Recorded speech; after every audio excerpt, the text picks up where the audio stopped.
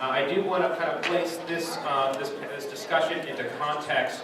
It may not be a big surprise to some of you, but VBSR has, we were not supportive of the relicensing of Vermont Yankee. As everyone knows, their license to operate expired in, I think it was May 2012. VBSR, we had a number of concerns about Vermont Yankee.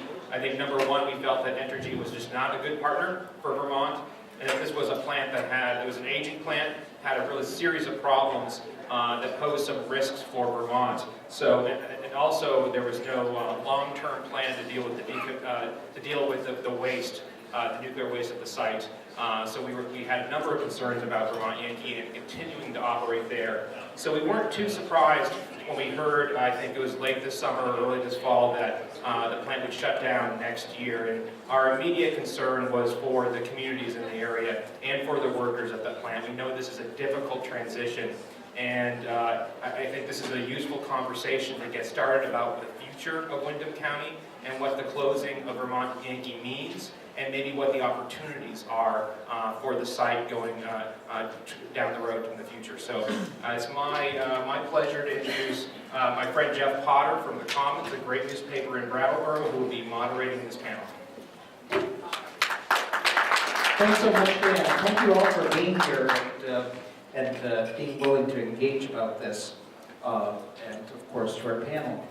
I just want to start by saying a couple of things. Number one, the panel, if you look on the sheets in your packets, there are 5 questions in the description of what we're going to be talking about here today. And it occurred to me when I was looking at this that any one of these questions could be the topic of a 2-day conference. So by necessity, we're going to be raising the surface here. I just hope by the time we're done, people leave with both a little bit more knowledge about this important nexus of social, economic, and political forces in Windham County, and of course in Vermont and New Hampshire and Massachusetts as well. This affects all of us and will for some time. And finally, personally, I end up with more questions than answers after one of these events. I just want to assure you that that's perfectly normal, and this really is an elephantine issue. And I really encourage you to keep, to keep engaging with it and keep at it. It's a bear. From a newspaper perspective, it's a bear to follow. It's a bear to report. It really affects. It touches on pretty much every aspect of living down here. So with that, I'd like to welcome our panel and thank you for coming. Laura Sibilia from the Brattleboro Development Credit Corporation, who you've been spearheading the SEVEDS process, which is really a comprehensive look at the regional economy, and of course how Vermont Yankee figures into all of that. Martin Resnikoff from Radioactive Waste Management Associates from Bellows Falls, a nuclear physicist with an impressive array of credentials. State Representative Rebecca Ellis from the Vermont House of Representatives, and Deb Katz from Rowe, Massachusetts, from Citizens Awareness Network. We're all very glad that you are here to help us make our way through this decommissioning issue. Those are actually from the decommissioning of the Yankee Rowe reactor in Rowe, Massachusetts. They were taken by workers who were working on the process. And I have a few more slides that I can show. It's rare actually to see these. These were internal pictures taken. It's to give a sense of how big the job is, that it's not a small potato to clean up a nuclear site. I mean, one of the things that decommissioning demonstrates is the colossal failure of nuclear power. You know, after shutting the Yankee Rowe reactor, we advocated for the immediate decommissioning of the Rowe reactor. We wanted it out of there as quickly as possible. It had hurt our community, and we didn't want it there anymore. Yankee Atomic actually began a really dirty and illegal cleanup of the reactor, and in the long run, we came to regret the choice that we made. And this, in a certain way, is a cautionary tale that I begin. There are no good solutions in nuclear power. This is one of the tragedies of it. There's no great solution to cleaning the site up what you have is a situation in which you're choosing the best of the worst. So nuclear reactors, once they're closed, are really toxic waste dumps. Yankee Row, in fact, cost $39 million to build. That was in 1961. It cost over $700 million to clean up. $700 million, and that's separate from the storage of the high-level waste. That was a whole separate figure. The same was true at Connecticut Yankee. When we closed Connecticut Yankee, the cost for that reactor was over $1 billion. The cleanup cost skyrocketed as surveys uncovered greater and greater plumes of contamination. And in fact, Yankee Row will never be released for what's called unrestricted use, which means you can build a house on it, not because of the radioactivity, but because of the PCB contamination. But this is what you find at all of these sites, which is a lot of mixed waste, in fact. You know, Vermont Yankee, like Yankee Atomic and Connecticut Yankee, had an underfunded decommissioning fund. But the difference was that both Connecticut Yankee and Yankee Row were utilities. They could go back to a public service board, basically, and get more money. Vermont Yankee is one of the first. There's only one other merchant plant decommissioning at this point, and that's Kewanee out in the west. They're talking about mothballing the reactor for a very long period of time. And part of the reason for this is, as a merchant plant, there's no rate base to go back to. With Yankee Atomic, it would replenish its depleted funds by going back and getting ratepayers to come up with more money. In fact, still today, Yankee Atomic is getting money from ratepayers basically to pay the $5 million a year to store the high-level waste on site. One of the things about Row's cleanup was that it deregulated decommissioning. It was no longer listed as a major federal action, which it had been until that time. There are no longer detailed decommissioning plans. There are no longer resident on-site inspectors. There's limited oversight. Corporations can now strip and ship reactors with a 12-page document. That, as far as we're concerned, is unacceptable. I want to just lay out CAN's position on what we hold, and then we can go into more later. So CAN believes in a thorough and responsible cleanup of the site. We believe decommissioning can start immediately upon closure, if not before. Entergy can employ the skilled workforce upon closure. It can transfer the high-level waste into dry gas storage. It can commence site surveying of the contamination, which will be excessive on that site. And it's very important that workers are employed during this time because they have the institutional memory to know when the accident and the leak took place and where they were. It can also remove non-essential buildings. There is a lot of work that can go on upon closure, but we believe you have to wait around 8 years before you remove the highly contaminated internals. At Connecticut Yankee and Yankee Row, they were done rapidly, and they released hot particles throughout the site during the cutting of the internals. But Row had 2,000 acres, and Connecticut Yankee was a relatively remote site. What you have to think of is Vermont Yankee is in the middle of a neighborhood with an elementary school across the street and one across the river. The potential for the release of hot particles and the contamination of the community is a real danger in this process. This is the first decommissioning of a merchant plant with a bad record. The whole world will be watching.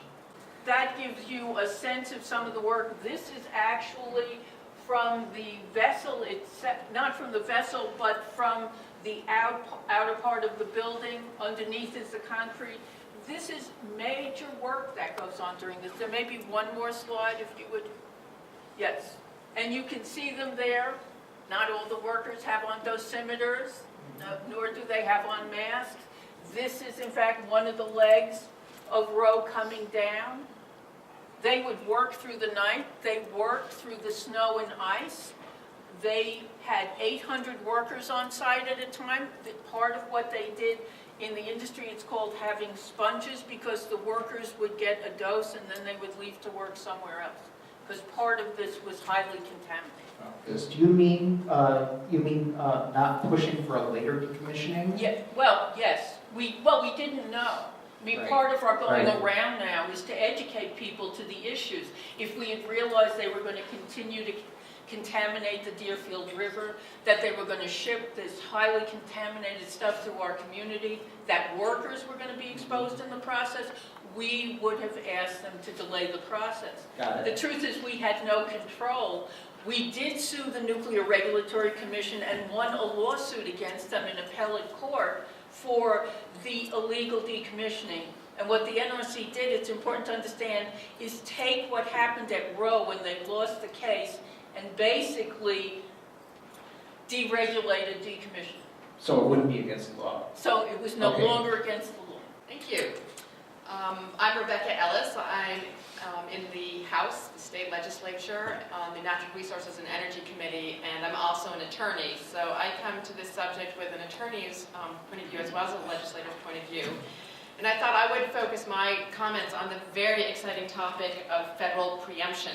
And although you may not really want to hear about federal preemption, you need to hear about federal preemption, because when we talk about some of the different policy choices going forward, and whether or not it is a state policy choice, or it's a federal policy choice, or it's going to be a choice that's left up to Entergy, you need to be at least aware of the doctrine of federal preemption. And in this field, it's the Atomic Energy Act of 1954, which gives the federal government exclusive jurisdiction over anything related to radiological hazard or radiological safety at a nuclear plant. The Atomic Energy Act also has a savings clause for state jurisdiction, and states are allowed to, quote, regulate activities for purposes other than protection against radiation hazards. And so this can include economics and land use, and environmental concerns that are not radiological. This law was first interpreted by the U.S. Supreme Court in the Pacific Gas decision, which was from 1983, I believe, 84. And the U.S. Supreme Court upheld a California law that placed a moratorium on the construction of new nuclear power plants. And I like to think of that as a state being able to switch the on and off switch for a nuclear power plant, not getting into the... I'm sorry to interrupt you. Sure.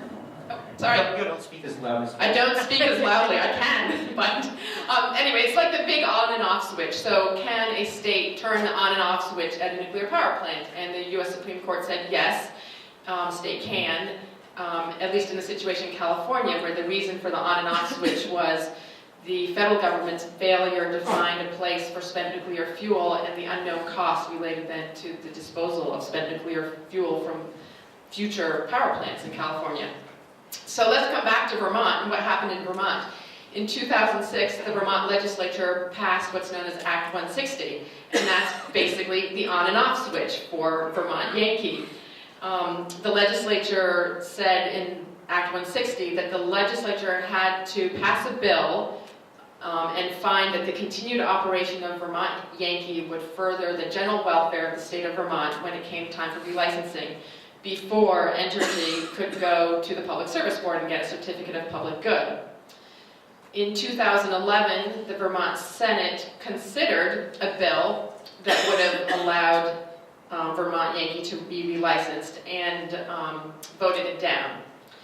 And so a year later, in 2012, after Entergy got a license from the NRC, a relicense from the NRC to continue operations, but still did not have its PSB permit, Public Service Board permit, the Vermont Senate decided that Vermont Yankee, well, didn't pass a bill finding that the continued operation of Vermont Yankee was in the general welfare of the state of Vermont. So Vermont Yankee, or Entergy, sued the state of Vermont.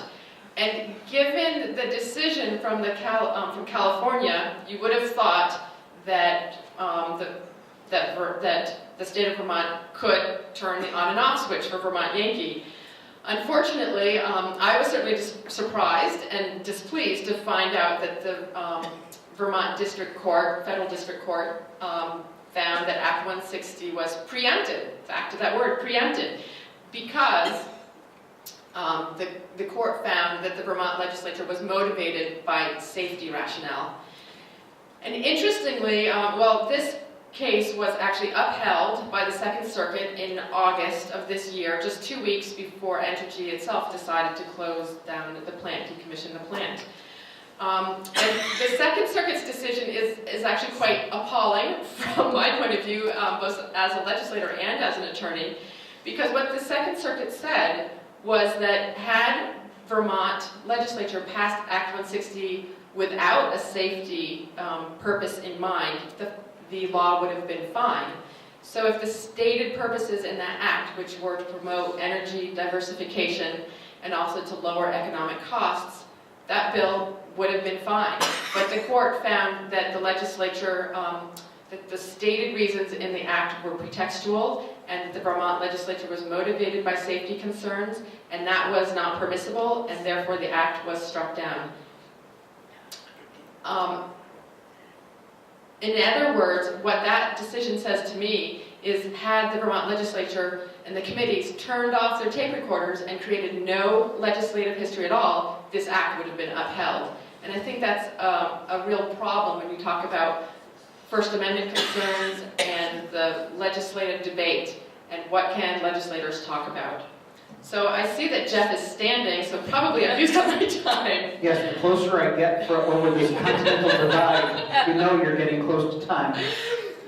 So just in closing, I just wanted to say the lesson to be learned from the Second Circuit, whether or not you like the decision, is that when we're talking about going forward and what policy decisions, we, at least from a state perspective, really need to be focused on economic issues, and if we are talking about safety, those are things that we need to go to the NRC or the federal government to try to deal with. Deb has talked about the nuclear reactor itself and decommissioning the reactor itself. I'm going to talk about the nuclear fuel, which is in the reactor while the reactor is operating. But when the reactor stops operating, the fuel is taken out of the reactor and is put into a storage pool. It's extremely radioactive. You don't turn off the nuclear fuel once you pull it out of the reactor. It's extremely radioactive. You could get a lethal dose in less than a minute if it were not shielded. So it sits in water. It sits in a pool of water, and it will sit there for about 5 years while the fuel cools down. It cannot be put into a dry storage cask. Dry storage cask, that's you. You with the computer. That's your point. Thank you. Thanks. Dry storage cask. The fuel is put into a dry storage cask like this one, and it's actually several layers. One is a canister. The fuel sits within a canister, and it's sealed up, and that canister is put into this concrete silo. And cool air goes in the bottom and hot air goes out the top, and the entire arrangement essentially is going to sit there for I don't know how long. It's eventually going to be taken to some repository somewhere, somehow, but that's unclear when that's going to happen. It originally was going to be taken to Nevada. This fuel was going to be carried off to Nevada, but that's probably unlikely. The fuel is actually fairly hot inside there, 300 to 400 degrees centigrade inside, much above the boiling point of water. And when all this fuel is taken out of the reactor and put into these dry storage casks, there will be, right now there are 5 storage casks that sit on the site. When they remove all the fuel and when they take apart the reactor, there will be over 60 of these casks that sit on a storage bed, like the next slide shows, at Connecticut Yankee, where they have 40 of these casks, and 3 of them are holding actually the hot reactor components, not just the nuclear fuel. And I didn't know whether Deb mentioned this, but the costs for Connecticut Yankee were doubled over the original estimate. And that is a common occurrence at reactors across the country, that the amount of cost is usually much more than was originally estimated. I want to focus next on the cost to decommission Vermont Yankee. You'll notice the costs for each year go up until the year 2006. Why did they go down in 2006? Well, it may be just a coincidence that Entergy bought the company that produces these cost estimates. And so, I don't know, you know, I'm good on conspiracy theories, but I think that's probably the reason why. What these slides don't show are the costs to take care of the nuclear fuel. This is just to take care of the reactor. And the cost to take care of the nuclear fuel, Entergy has said they're going to pay for. And they said that in the CPG hearing. And what that means really is they're going to be reimbursed by the Department of Energy. If you look in their economic analysis, it shows that they put out the money, and 3 years later, the money comes back into the fund from the Department of Energy. What they don't say, and what is happening across the country, and I've been at other reactors where this is true, they're not going to get back all the money that they put in. They're going to get back between 75 and 80% of the money, and the rest is going to have to be put up by them, and that's about an additional $50 million. So that's of great concern because of the issues that Deb has raised, that this is a merchant plant, and where is this money going to come from is the question, and I hope it doesn't come from Vermont taxpayers. I'm here to talk about the existing Windham County economy. Is that still good back there? A little more. Closer. Don't be shy, I think. Big bump on my nose. And also what the impacts are with the closure to our current situation.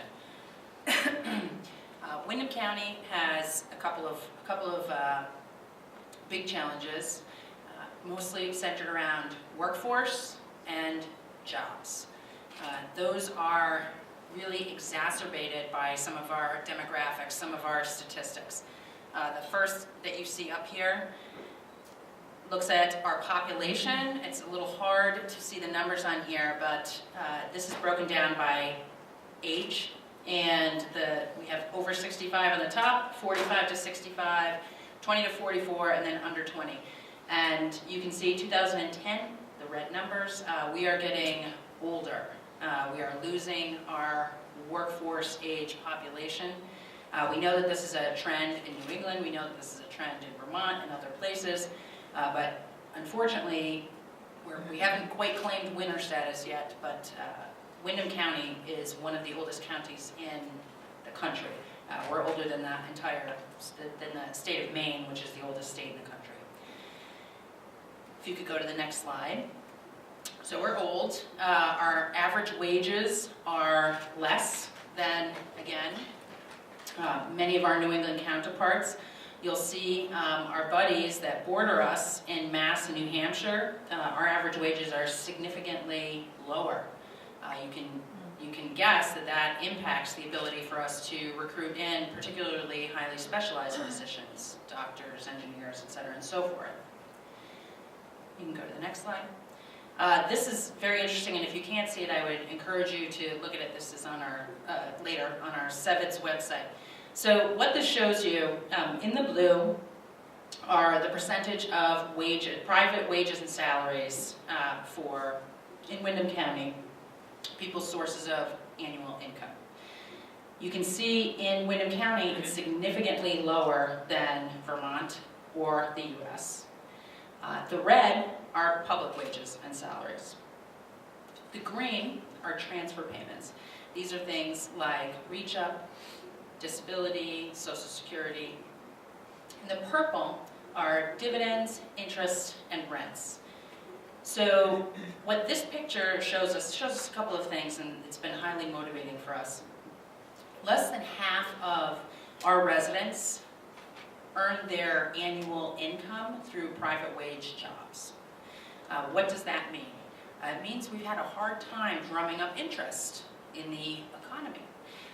We also have fairly poor, larger than other folks, higher poverty here, as evidenced by the green number. And we have a higher than average, mostly, we believe, retirees coming in with wealth from away. Again, not tied to the economy.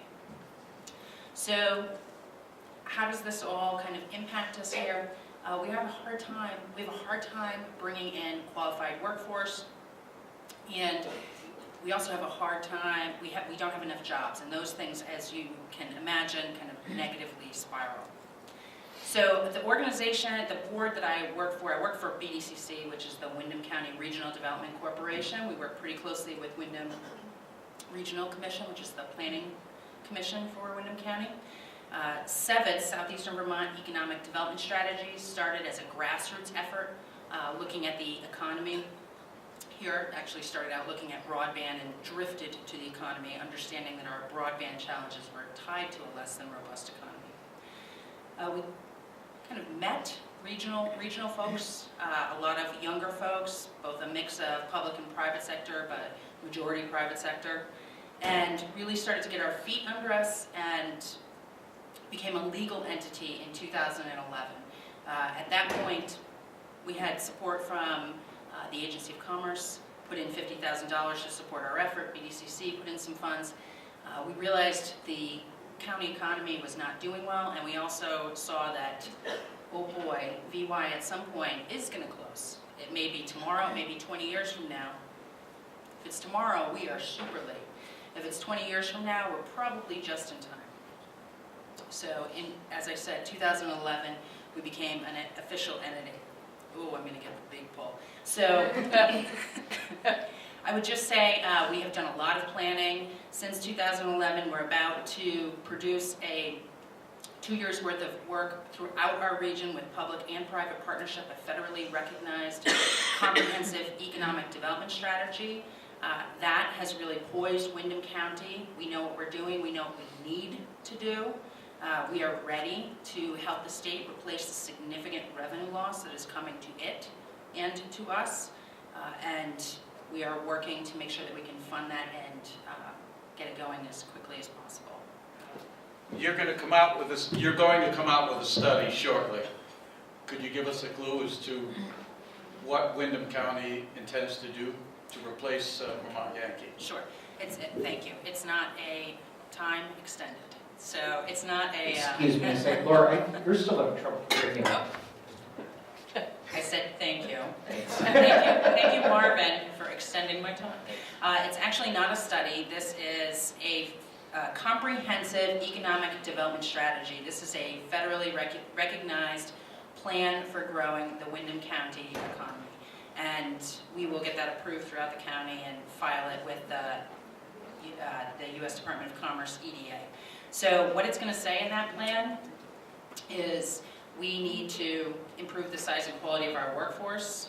There's a number of detailed actions that we need to take. There's a number of things that we're already undertaking. It's going to say that we need to raise our average wage. Do you want me to get into the specific projects that we have in there? So for instance, in our workforce efforts, currently we are working with our employers on a 5-year hiring projection. Based on turnover and their need to grow, what kind of jobs are they going to need in the next 5 years? We are doing that right now with our top 25 and hope to expand that to our top 50 and hope to further expand that by working at a future date with Bennington County. How do we think that could help us? Well, we think, particularly in this case, it could help the workers that are coming out of VY understand what opportunities there might be. We have been beginning to work with our colleges who are working together. When we know what kind of opportunities, job opportunities, that there will be with our employers, we can start better aligning our training programs. We are also working on a Southern Vermont Sustainable Marketing Project for Windham and Bennington County, looking at marketing efforts for recruitment in Southern Vermont. How do we connect our employers so that they can market together to bring in these highly specialized positions and also market our tourism economy? So around workforce, those are some of the things. We have an innovation ecosystem, looking at stimulating that, and that actually looks at research, connecting our colleges, connecting some of our high-growth clusters, connecting these workforce efforts. I'm talking about you working with energy, what you might need from small business owners in Wyndham County, from how do we all come together to deal with this topic? There, that's a better way of saying it. There we go. Well, actually, a number of the activities that we have ongoing, including this workforce development, this marketing project, these are beginning to connect our employers, connect our educational institutions. Sevitz has been working and has been supported, working to gather and has in fact gathered support from our municipalities. There is a common sense of urgency here in Wyndham County. With regard to working with Entergy, my new boss, who is currently our Workforce Development Director and soon will be the Executive Director of BDCC, is Pat Mullen-Powden. We were fortunate enough to lure her away from the Agency of Commerce and Community Development. She's been working closely with her former colleagues as well as folks at Entergy to start getting that information about what are the jobs, who are the folks, what are their training. So it's going to be a process. Good. Yes.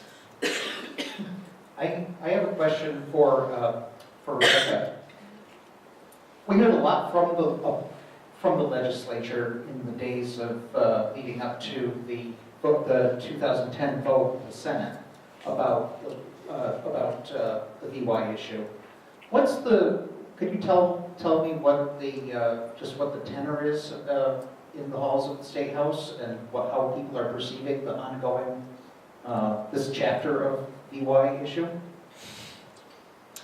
Well, the legislature hasn't actually been in session since we found out that Vermont Yankee was going to decommission. Well, that would help, wouldn't it? So I can't really tell you what's going on in the halls of the legislature. But what I And the can... metaphorical halls. Yes, the metaphorical halls. Actually, what I can say, where the action is actually happening right now is at the Public Service Board.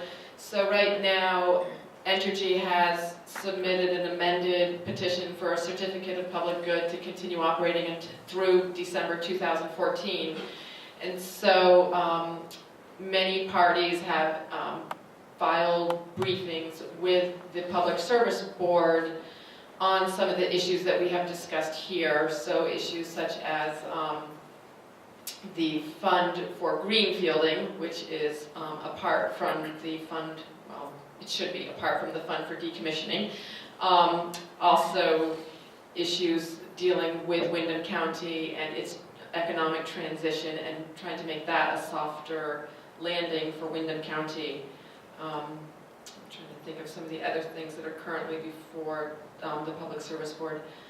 But that's where the debate is happening. And hopefully the parties will come to an agreement over some of these issues of the timeline for decommissioning and the greenfielding, because if there's no agreement, most likely you'll be hearing about federal preemption in the courts again. Right. Okay. That's Yeah, but, that's a struggle. especially given the scientific background you have, I'm wondering, what do you think non-scientists should most know about nuclear waste? What should we carry away from this and knowing about what's there at EY from in a layman's terms? Oh, God. You got a few hours, maybe. Not to make it too open-ended. The fuel that burns in the reactor remains radioactive for long periods of time. First, it has to cool down for 5 years before they can actually put it in these casks. And then it will sit at the reactor site indefinitely. I should note that I also work for the state of Nevada that really doesn't want a waste repository, probably will not get one. So the fuel will probably sit for an indefinite period of time, and the site essentially will remain unproductive for that period of time while the fuel sits there. The basic issue is this fuel is extremely radioactive. It must be contained. It sits in these concrete containers so that it's shielded. It must be prevented. Malevolent acts, we must make sure that that doesn't happen. You can't just put up a barbed wire fence. You have to make sure that the fuel is protected and these casks are protected with more than a wooden fence as they have now. Okay, thanks. So can I presume from everything that that you and Deb have said that the concept of adaptive reuse of the Vermont Yankee site is really off the table and is just absolutely, there's absolutely nothing that can be creatively used with that property after this is over and done with? Well, it's complicated. It's not an easy issue because you have once, I mean, it's sort of an illusion. There's always been a high-level waste dump at Vermont Yankee, but nobody knew it until it closed. And then suddenly it became a high-level waste dump. So that the fuel that's there can be there for a very long period of time. It then is limited, especially Vermont Yankee, because it has only 100 acres. The ability for it to be anything else. Like at Yankee Row, Iberdrola and National Grid bought into the Yankee Row site recently. And you can't imagine they bought in because they want to go into the business of high-level waste. Right. They went into it because, in fact, these sites, in a certain way, are gold mines because they have all the transmission lines, they have all the structures that are needed to generate power. And Iberdrola and National Grid are banking on the fact that eventually the waste will move or Row is big enough that they can build something else there. They can't build gas because there are dangers with the high-level waste. It's not clear what they would build, so there are even limitations on that. And then the site has to at least be brownfielded. It has to be clean enough for something else to be there, and that's always questionable in terms of it. So for Vermont Yankee, the likelihood of something being there in the near future is really unlikely, if not impossible. Okay. Could I ask Yeah, a question? absolutely. So I'm wondering in terms of future reuses of the Vermont Yankee site, is a power plant that might be a wood or biomass type electrical generation, is that a possible reuse of the site? It could be. I mean, it's just a question because it's such a small site, and they have to, as Marvin talked about, how the fuel is still very vulnerable. It's vulnerable in terms of terrorism, it's vulnerable in terms of accidents, that you have to make enough of a perimeter to protect it. There's the potential it could be a solar farm. There are lots of things. Iberdrola is the largest solar developer in the world, so that I don't think they're planning on putting another nuke in Row. It's like, it's not a site for that. But I can imagine they may want to put a solar factory, they may want to build solar components there. So there is the potential the site can get used, but it is a small site, and that compromises its ability for reuse rather than something like Connecticut Yankee as well, which has, I'm not sure, maybe 500 acres more. Most sites are a lot larger than Vermont Yankee. The other issue, too, is that Yankee Row was decommissioned using the protocol of decon, which is fairly soon. In fact, you touched on this being Yes. maybe a little too soon, or a lot too soon. A lot too soon. Decontamination of the site. Entergy has immediately went on record as intending to use what's called Safe Store, which is the NRC's protocol for essentially mothballing the plant for up to decades. Is that correct? Yes, it could be. I mean, the outlier is 60 years. That hasn't happened before. The struggle with this for Entergy is it's a merchant plant. We go back to the issue that it does not have a public service board to go back to increase its decommissioning fund, which really puts it between a rock and a hard place, just as a business model about how to, in fact, clean the site up. Originally, the notion was they had another 20 years if they got the extended license. They do not have that. So the hope is that the state can negotiate behind the scenes with Entergy to come to some reasonable place in the middle where they, in fact, can do some of the decommissioning right away. They can get the fuel out of the pool, which is the most dangerous thing that's happening on the site, and that they could do this in something like 18 years or something. But it is really dependent on Entergy having the money for this. And Entergy, you have to understand, is a sinking financial ship right now. It is in very bad shape at Vermont Yankee, at the Fitzpatrick reactor, at the Pilgrim reactor. It is losing money operating at all of those sites. The NRC, in fact, recently the asked for financial information on all of these reactors, and the higher-ups at the NRC has attempted to shut down the investigation of Entergy's financials. Markey has gotten involved with this as well as Bernie Sanders, but they're in very bad financial shape. So you have a merchant plant, bad financial shape, having to run this reactor for the next year and then decommission and not have the money for it. And this is a very bad story with an unlikely ending of we all walk away in the sunset and we're really happy. Well, the upshot is bringing this back full circle to the original question is that with all of this floating around, we're not going to have any brownfields or wind power or anything happening at the site while this existing structure is there in limbo. Is that correct? That's right. Okay. What's really compelling for me, apart from the safety aspects of all of this, that you folks have been very, very forthright on here, some things I hadn't known before. And I represent 3 towns, one of which is in 10 miles, other 2 are within 25 miles. So we're in the safety zones in the groups I represent. But it's the economic impact of all of this. Right. And you've made some really compelling cases about, and personally I can't see how the taxpayer isn't going to end up with a whole lot of this somewhere. But in the short run, we have a lot of this economic impact based on just exactly what's going to happen on that 100 acres. But then there's the rest of Windham County. And how do we move forward in Windham County? What is it we need to invest? And when do we need to make that investment? And over what kind of time period? Where do you see that investment coming from? I want to say one thing about that, because at Yankee Row, they certainly suffered the issues of row closing in a Connecticut Yankee.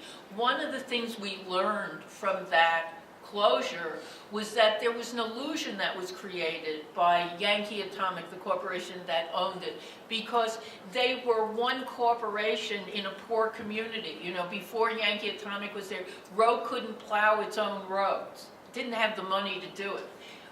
So that there was a dependence that was created by that situation that made the economics much harder. Actually, Row has 320 people. Its recovery is a very different thing, but Franklin County, which basically was affected by all of this, has recovered. It is a poor rural community still, but it is far more diversified. And part of the struggle in dealing with nuclear power is the illusion that you don't have to diversify, that you can depend on one employer. It's like, you know, whatever other industry there is. The industry controls the town, but it's not the best way. And in certain ways, people have been very creative in Franklin County to find ways to replace that for people and have decent lives.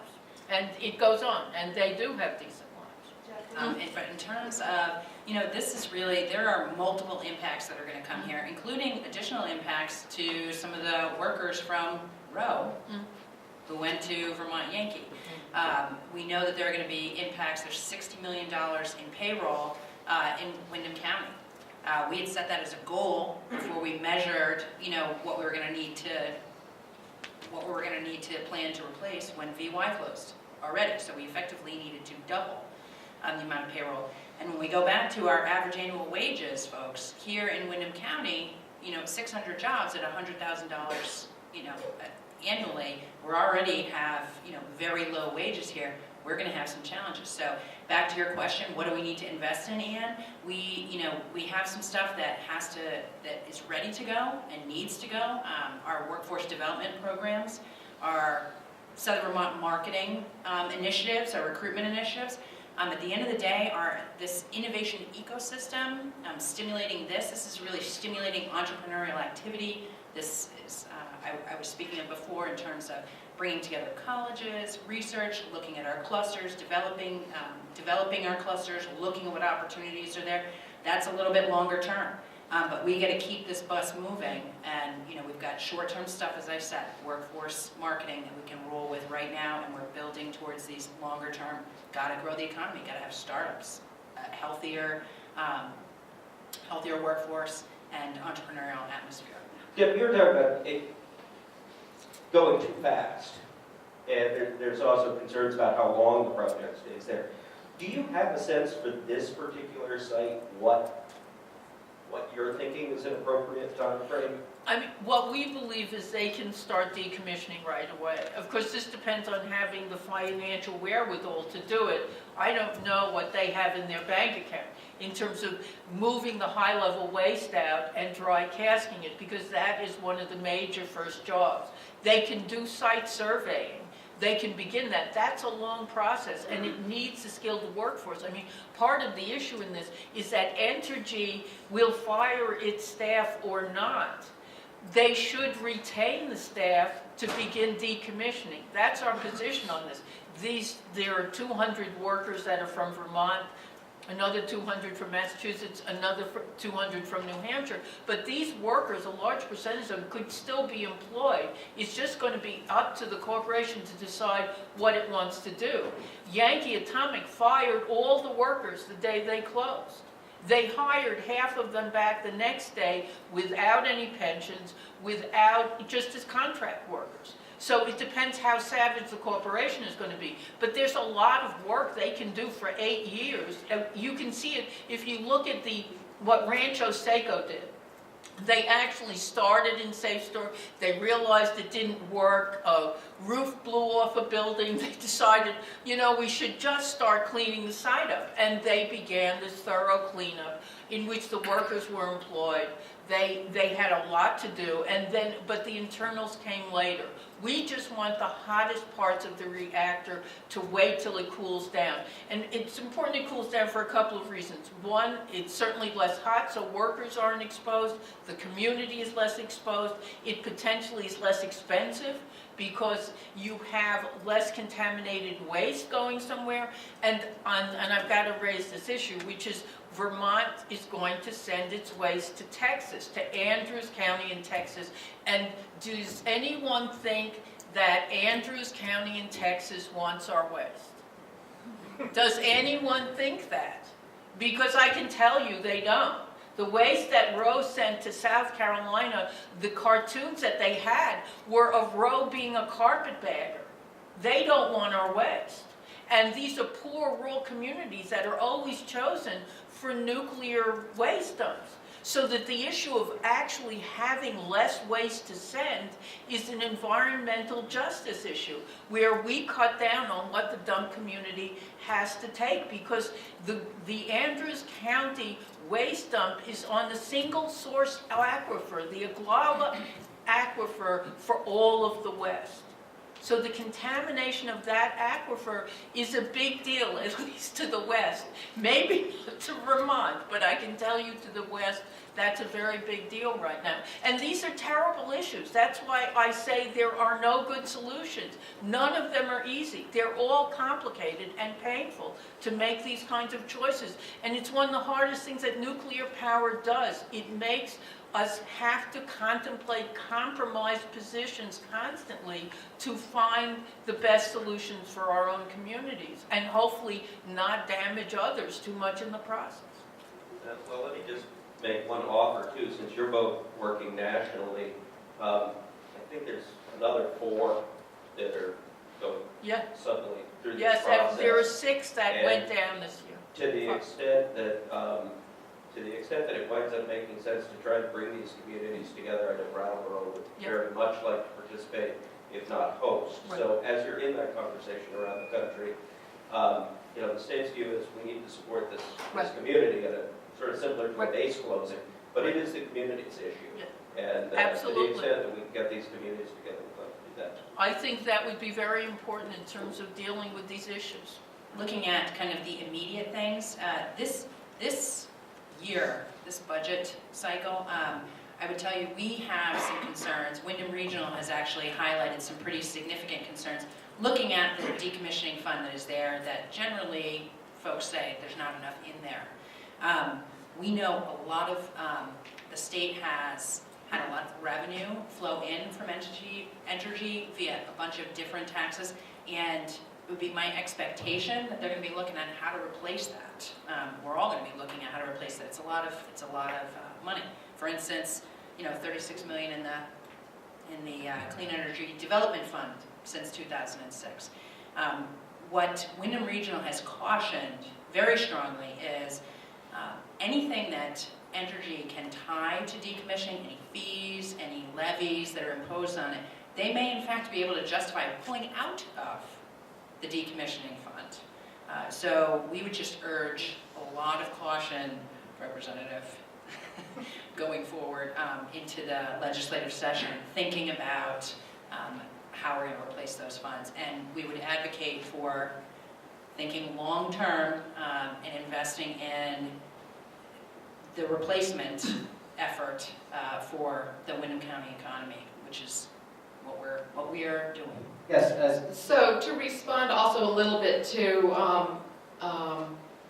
the cost associated with the decommissioning of Vermont Yankee and revenues that the state might look for and where that would come from. One of the things that's happening right now is that any additional cost or revenue that the state is looking to impose on Entergy, they are claiming should come out of the decommissioning fund, which then puts it into the safety realm that can't be regulated by the state. Right. So they are pushing to try to get everything into safety, the safety side of the equation, so that it can't be regulated. Again, just making it a very complicated situation. So I would like you all to leave with the impression that we understand, and we hope that you understand, this is a very long process. Wyndham County was in trouble economically before this happened, and that had caused us to start to plan. We have a plan, we have started executing on our plan, and that's the way forward for us. We have a lot of collaboration. We're really proud of how wide this effort is in Wyndham County between our municipalities, our employers, our nonprofits, our residents.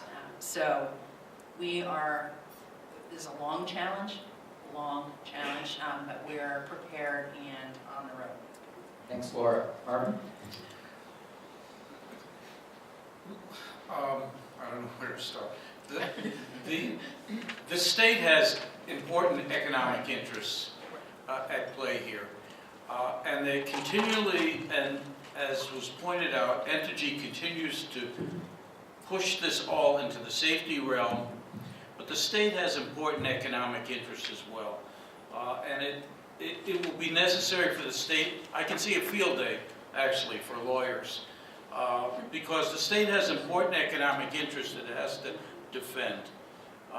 Somebody's benefiting from this. Yeah, I mean, the alternative is to have a giant flood and have all the waste storage casks go into Massachusetts, and then that'll be their problem. But Hey, watch it, I live here. no, and that's just a joke. Thank you.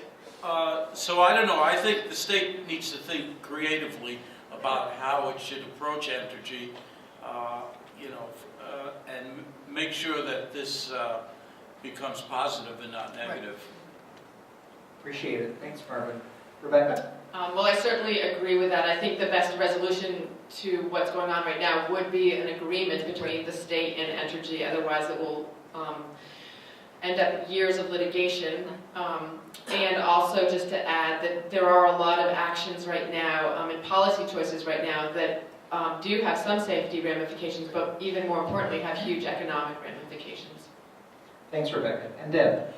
Well, I think this is really a moment of opportunity, because Entergy needs something from the state, which is a certificate of public good. And I think the state has the potential to negotiate then with Entergy, whether it's up front or behind the scenes in terms of trying to get commitments from the corporation about making a reasonable plan, reasonable and responsible to clean the site up. Whether that works is not clear in this, but it certainly is worth trying. There are issues that will come up, whether it's at the department and the Public Service Board in terms of green fielding, in terms of the issues of thermal pollution, also in terms of whether there's a tax on the waste.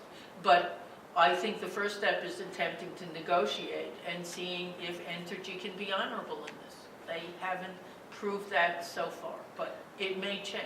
I would love to hold out that scenario. Well, and that's a good upbeat way to end it. Thank you all for coming. I want to thank VBSR for the opportunity. It's been a pleasure to be up here so far away from these four smart people about this issue. And